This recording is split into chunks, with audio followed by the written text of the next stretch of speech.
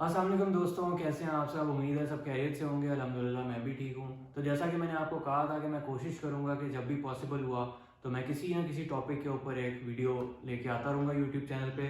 तो आज जैसा कि आप देख सकते हैं मेरे सामने पड़े हुए गेमिंग कंसोल्स, तो मैंने सोचा चलो गेमिंग कंसोल्स के ऊपर एक वीडियो बनाते हैं। तो दोस्तों मैं ये शेयर करता हूँ कि बचपन में मैंने एक एक्सबॉक्स लिया था और उसका बड़ा अच्छा एक एक्सपीरियंस था। बचपन में दोस्त कज़न वगैरह सारे आते थे, हम खेलते थे, बड़ा एक अच्छा वो मेमोरेबल टाइम था। तो उसके बाद जैसे मैं कॉलेज लाइफ और यूनिवर्सिटी में गया तो बीच में जितने भी कंसोल्स आए, जिस तरह Xbox 360 हो गया और उसके अराउंड जितने भी थे, तो वो मैंने नहीं खेले। अभी ये पिछले साल कोरोना में जाके मैंने जो है ना कहा कि चलो अब तो और कुछ है नहीं करने को, तो ऐसा करते हैं गेमिंग ट्राई करते हैं। तो फिर मैंने ये, जैसे कि आप देख सकते हैं, मैंने Xbox भी लिया, फिर मैंने प्ले स्टेशन भी लिया और कई सारे लिए। और अब इसके साथ मैंने ट्रेडिंग भी की और मेरे पास आते जाते रहते हैं। आज की वीडियो बनाने का ये भी मकसद था कि अभी क्योंकि मेरे पास फिलहाल दोनों ही अवेलेबल हैं, मौजूद हैं, तो इस वजह से मैं इसके ऊपर मैंने कहा वीडियो बना देते हैं। तो एक और चीज़ है कि मैंने फ़ोन के अंदर एक ऐप डाउनलोड की है वीडियो एडिटिंग की, तो थोड़ा सा उसको चेक करते हैं।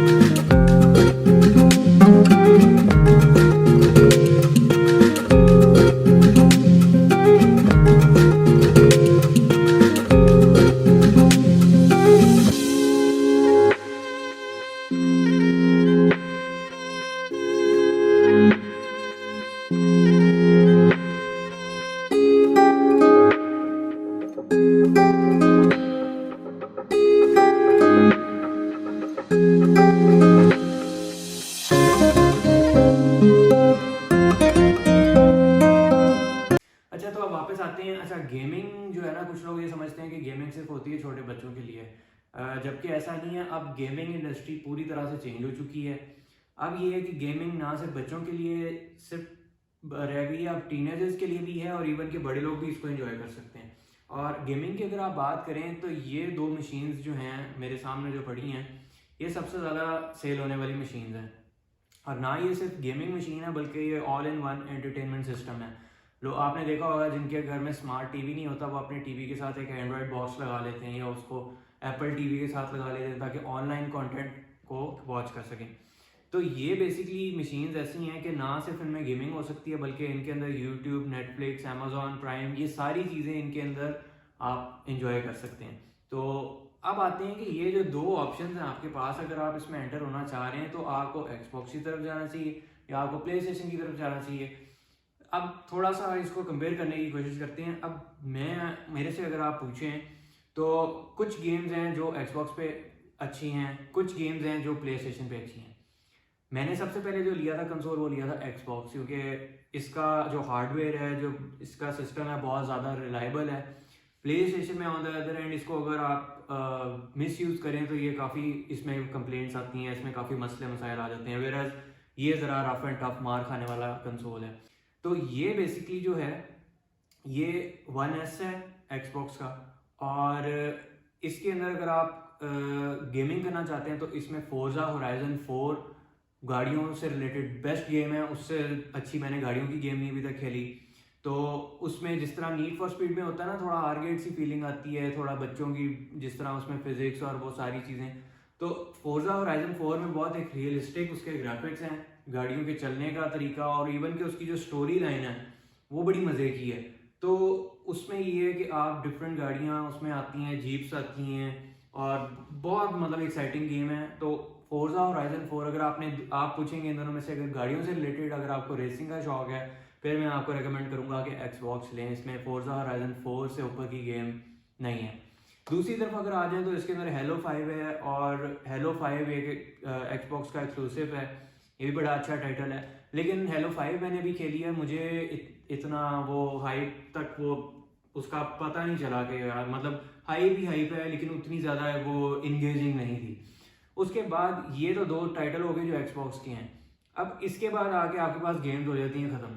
इसके बाद बाकी GTA 5, असैसिन्स क्रीड और बाकी कॉल ऑफ ड्यूटी वगैरह, वो तो ऑप्शंस आपको प्ले स्टेशन में भी मिल जाती हैं। अब आते हैं प्ले स्टेशन की तरफ। प्ले स्टेशन जो है, इसके अंदर जो एक्सक्लूसिव सोनी वालों ने दे दिए हैं वो मैं कहता हूँ एंड है। स्पेशली अगर आप स्टोरी ओरिएंटेड गेम्स खेलना चाहते हैं। मैं बेसिकली इस तरह का गेमर हूँ कि मैं ऑनलाइन पबजी वगैरह वो नहीं खेलता, क्योंकि उसमें बड़े सारे लोगों का ग्रुप चाहिए होता है, डिफरेंट एक टाइमिंग निकाल के उसमें आके ऑनलाइन गेमिंग, वो मैं उस तरह का नहीं हूँ। मैं इस तरह का गेमर हूँ कि मैं एक स्टोरी ओरिएंटेड गेम खेलना पसंद करता हूँ। जिस तरह के आप कह लें द लास्ट ऑफ अस है, जिस तरह के आप कह लें डेज गॉन होगी, जिस तरह टॉम राइडर होगी, इस तरह की गेम्स। तो जो आप एक्सक्लूसिव्स की अगर बात करें और गेम्स की अगर बात करें, तो मेरे ख्याल में हर तरह से प्ले स्टेशन एक्सेल करता है। इसके अंदर जो टाइटल्स हैं, वो टाइटल्स की अभी बात करेंगे गेम्स की। तो बेसिकली ये 2 चीज़ें हैं। अब आजकल के ज़माने में जो गेम्स आती हैं वो बेसिकली प्रॉपर एक स्टूडियो में इस तरह का सेटअप होता है कि वहाँ पे रियल लाइफ कैरेक्टर्स को लेके गेम्स बनाई जाती हैं, और उनसे जो एक्टिंग रियल एक्टर्स को देख के वो गेम्स के अंदर वो एक्ट करते हैं।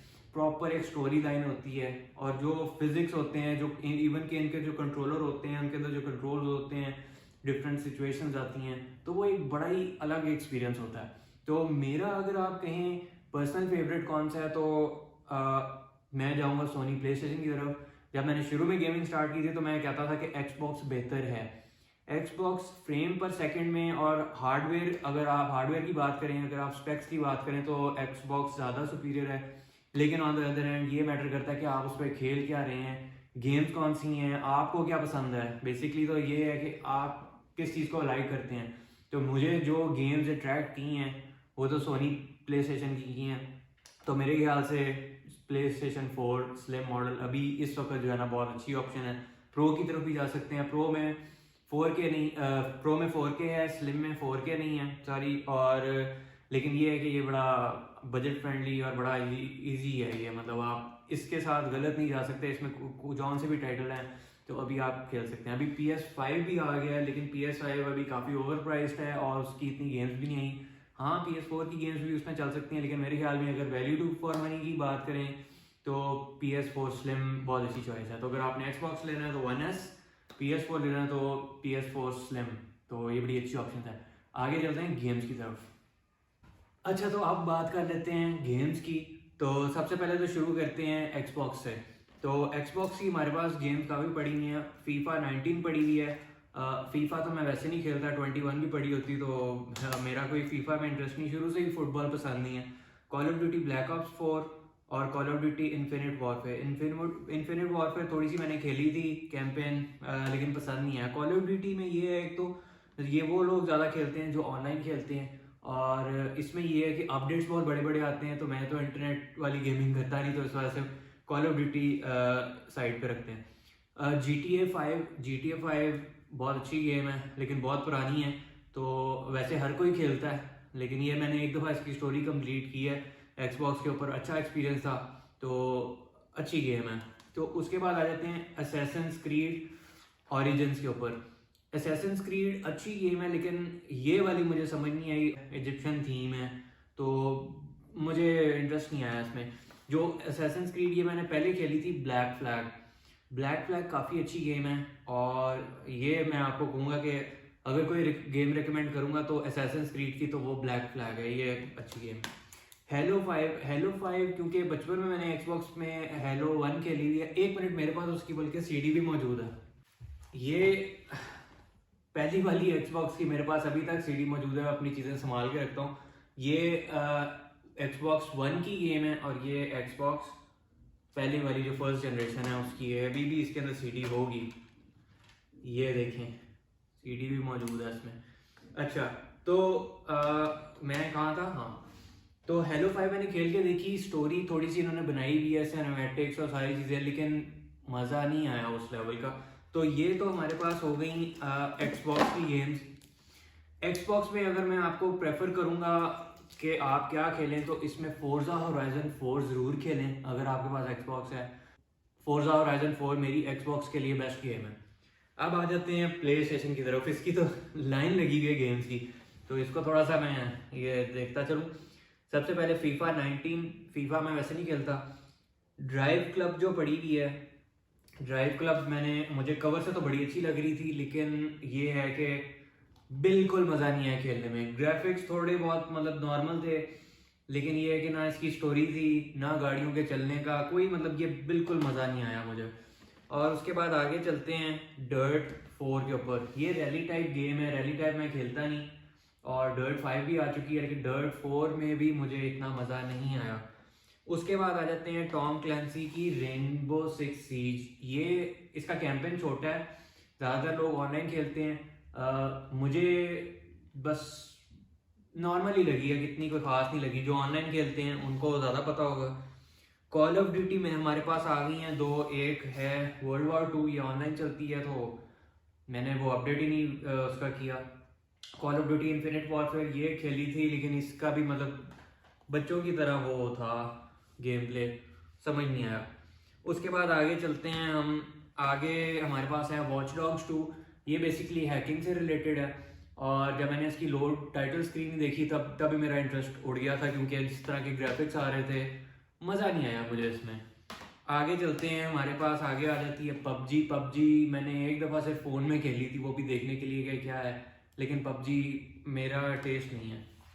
GTA 5 अगर कुछ भी ना मिल रहा हो करने को, तो वरना GTA 5 खेल सकता है, तो GTA 5। और उसके बाद डेज गॉन। डेज गॉन आप कह लें, मैंने द लास्ट ऑफ अस के बाद ये जब खेली है, मेरा दिल कर रहा था जॉम्बी वाली कोई स्टोरी मोड गेम खेलने को। बहुत अच्छी गेम है ये, ग्राफिक्स अच्छे हैं, ठीक है, स्टोरी नॉर्मल है, स्टोरी बहुत अच्छी नहीं, एग्जैजरेट किया हुआ है, स्टोरी को लंबा खींच के जो है ना वो बताया हुआ है, और बहुत ही आप कह लें बीच में बंदा बोर हो जाता है। डेज गॉन मेरे लिहाज से बेहतर बन सकती थी, लेकिन नहीं बना सके। उसके बाद आगे आ जाते हैं स्पाइडरमैन। ये मेरी सारी सीरीज में से वो वाइड सीडी है जो कि हाफ इंस्टॉल होके आगे इंस्टॉल नहीं होती। ये मैंने अभी तक खेली नहीं है, लेकिन जब कभी खेलेंगे तो इसका भी रिव्यू करेंगे। नीड फॉर स्पीड 2015, ये भी बड़ी अच्छी थी, मेरा दिल भी किया इसको खेलने को, लेकिन ऑनलाइन के बगैर ये चलती नहीं अनफॉर्चुनेटली, तो मैंने ये खेली ही नहीं। आगे आते हैं होराइजन। होराइजन डॉन करके ओपन वर्ल्ड गेम है, एडवेंचर गेम है, लेकिन मुझे अट्रैक्ट नहीं की, पता नहीं क्यों। उसके बाद आगे आ जाते हैं जी रेड डेड रिडेम्पशन 2 पे। ये रॉकस्टार की वन ऑफ द बेस्ट उन्होंने बनाई है गेम, नो डाउट। ग्राफिक्स अच्छे हैं, फिजिक्स अच्छे हैं, सारी चीज़ें अच्छी हैं, लेकिन स्टोरी मुझे अट्रैक्ट नहीं कर सकी। तो ये लेकिन है अच्छी गेम है, बुरी नहीं है, टाइम किल करने के लिए अच्छी है, लेकिन मुझे इतनी पसंद नहीं आई। Need for Speed Heat. Need for Speed Heat जो है ये नीड फॉर स्पीड की लेटेस्ट फ्रेंचाइज है।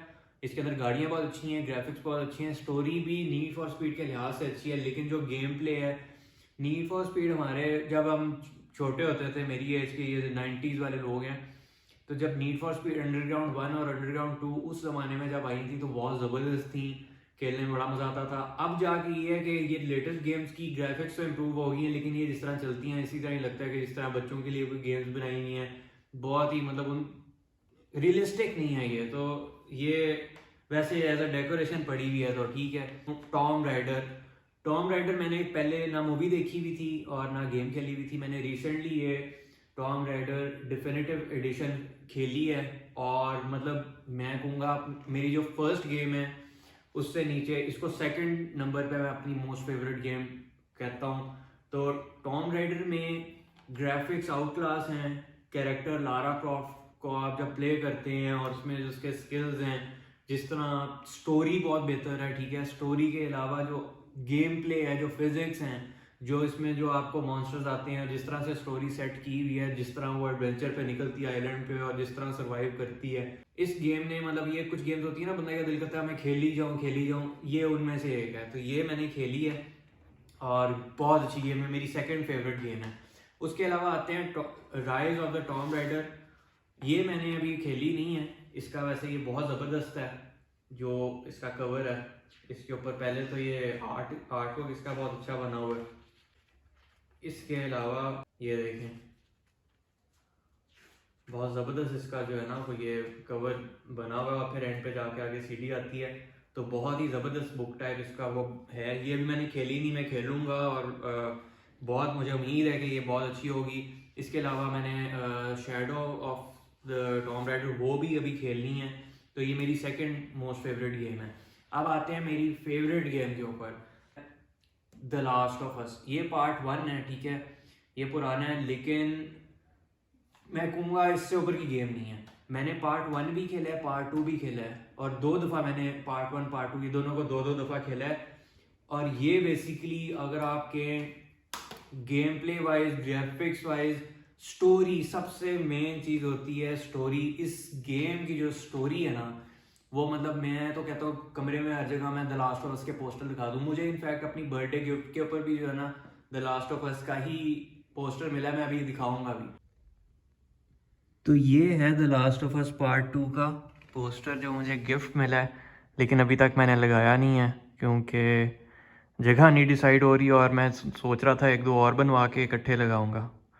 तो द लास्ट ऑफ अस जो है इस पार्ट 2 को स्पेशली अभी ये game of the year award भी मिला है। द लास्ट ऑफ अस मैं कहता हूँ बहुत ज़बरदस्त है। इवन के इसको HBO वालों ने एक टीवी सीरीज निकालने के लिए भी ऑफर दिया है। तो ये इस लेवल की गेम है, और जिस तरह ये गेम मैं कहता हूँ उन्होंने सेट की हुई है, इसकी स्टोरी और इसका गेम प्ले अखीर है। अगर आपके पास सोनी की प्ले स्टेशन है और अगर आपने उसके ऊपर द लास्ट ऑफ अस नहीं खेली तो आपने बहुत बड़ा टाइटल मिस कर दिया है। द लास्ट ऑफ अस मैं कहता हूँ पार्ट 1 और पार्ट 2 जो भी मुझे कहता है, मैं कहता हूँ ये ज़रूर खेलें, और ये मेरी फेवरेट गेम है। ये बेसिकली मेरी ये गेम्स की एक कलेक्शन है। ये जो कंट्रोलर्स हैं ये आप कह लें ये बस वैसे पड़े रहते हैं, चलते ये सारी चीज़ें हैं, लेकिन ये है कि बस कभी अब थोड़ा सा टाइम मिलता है तो उसमें ये कर लेते हैं। तो आई होप ये आपको गेमिंग से रिलेटेड एक मैंने सोचा कि वीडियो बनाऊं तो आपको अच्छी लगी होगी।